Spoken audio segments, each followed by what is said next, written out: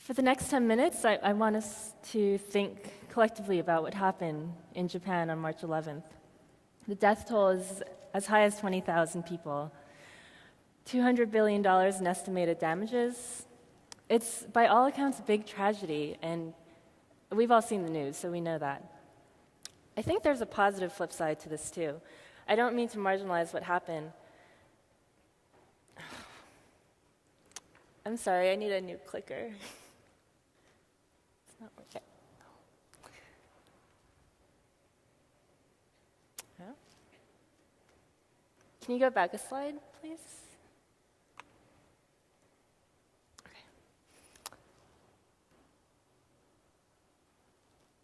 Back a slide, please. Sorry, guys. Back 2. Okay. So I want us to think about what happened a little differently by looking at 2 things. One is how people use the internet to cope and communicate in the aftermath of the earthquake. 2, why this could trigger a wave of innovation and reinvention in Japan. Earthquakes have been a part of Japanese life forever. The first recorded earthquake was in the 600s, in the year 684. In the late 1800s, geologists used to come to Japan to study earthquake science because this is where a lot of earthquakes were happening.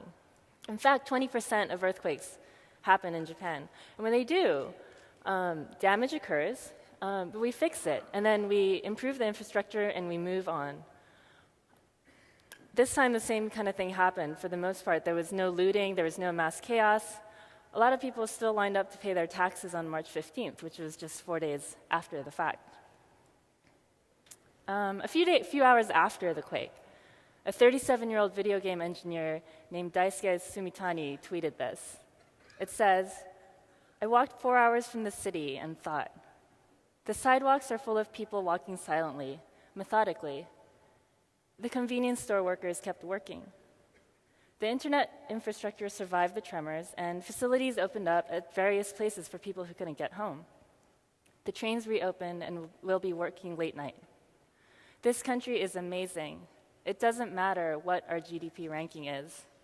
And keep in mind, tweets are super long in Japanese because you get 140 characters.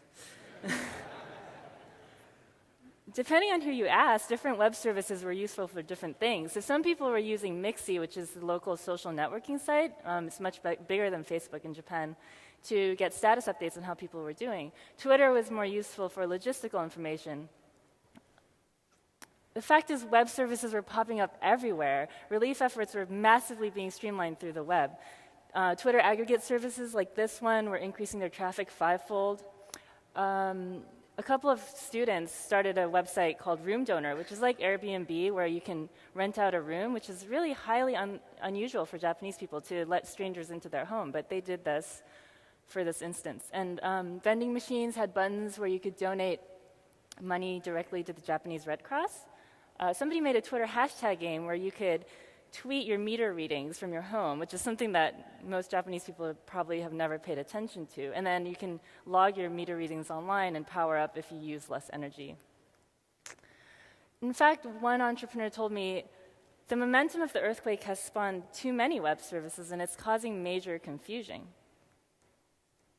At refugee centers, volunteers were scrawling the names of survivors on sheets of paper. And so Google Japan set up a Picasa web album where people could upload these sheets of paper. And then they crowdsourced the transcription of these names. So anybody anywhere could type out these names and add them to a searchable database. People could find survivors online. There was also a YouTube channel for refugees in Sendai and Fukushima, where people could upload 1-minute video messages identifying themselves and the people they were looking for. These were all tagged by first and last name so that people could also search these. Some TV stations picked up on this trend, and they started filming people in real time as they were covering the news. They went around filming these videos as well, and they added those to the database. I want to show you one example of a woman who's missing her husband. 私の主人は福島、東京電力の第二原子力の方に勤務しておりまして、今ちょっと離れ離れになってます。で、今どこにいるのかはっきり分からなくて、会社の方にいるのかどちらかに避難しているのか全く連絡つかない状態なので、一日もどこにいるのか場所だけでも分かればと思ってます。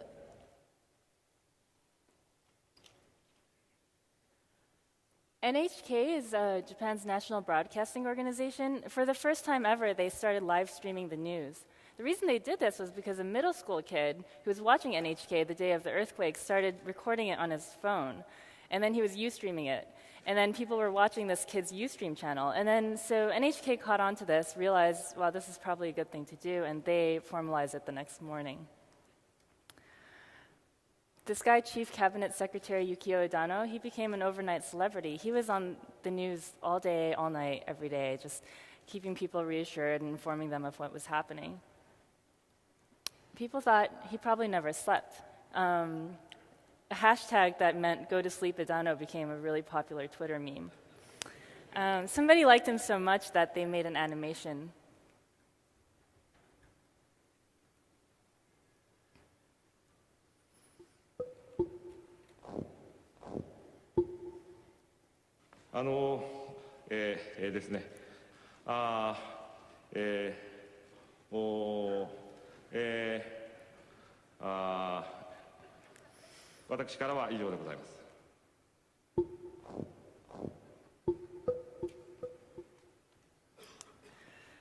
The text says, "Let's hope the world quickly becomes so peaceful that Edano will have nothing to say." You might recognize this art. It's by Toriyama Akira, who wrote Dragon Ball. He made a desktop wallpaper with a personalized message to the survivors telling them never to give up. Loftworks, which is an online creator community, is hosting a desktop wallpaper contest to remind people to conserve electricity. Now remember, people in Tokyo are used to having lots of electricity all the time. But between things like this and the Twitter hashtag game, you see that people are rallying together creatively and peacefully to adopt what to them is a really foreign idea, the idea of energy conservation. This is from Olive, which is a Wikicell website that offers creative solutions to survival.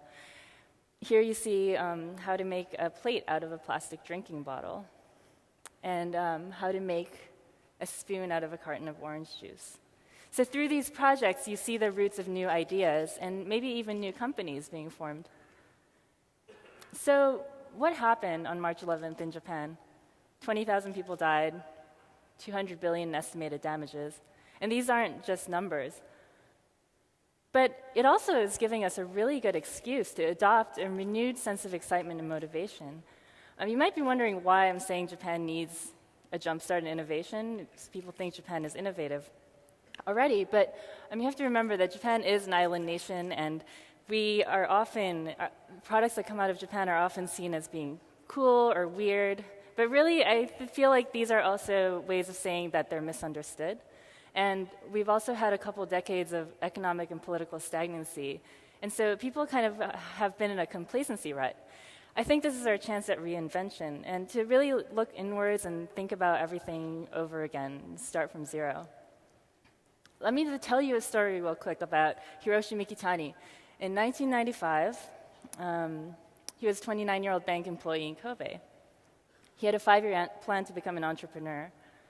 And then the earthquake struck in Kobe, and 5,500 people died, including his grandparents and 3 of his best friends.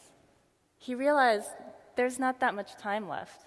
So he ditched his 5-year plan, and a couple of years later, he launched his first company. It was called Rakuten, and today it's the biggest online marketplace in Japan. It's bigger than Amazon. He even owns a baseball team, and he publicly attributes this to the earthquake. We're still processing what happened on March 11th in Japan, but I think in 6 months to a year, we're going to really start to see Japan reinvent itself in unexpected and really creative ways. And we're already seeing signs of this. So to close, I want to listen to this clip from a talk given by Gerald Curtis, who's a famous political scientist from Columbia University. I've heard from friends of mine, younger politicians in the government, in the DPJ, who are talking to young people in the LDP. There are already groups established to try to think through how do we rebuild a new 21st century society in this part of the country. Small, compact cities with the best in medical care and high technology infrastructure and so on. There's an opportunity here to have this Tohoku reconstruction be the spearhead or the trigger for a new kind of mood, a new very positive mood in Japan. And if it's combined with an opening to foreign investment, there's all kinds of opportunity. Now, will the politicians take advantage of that, or will they screw it up? That is the big question. Thank you.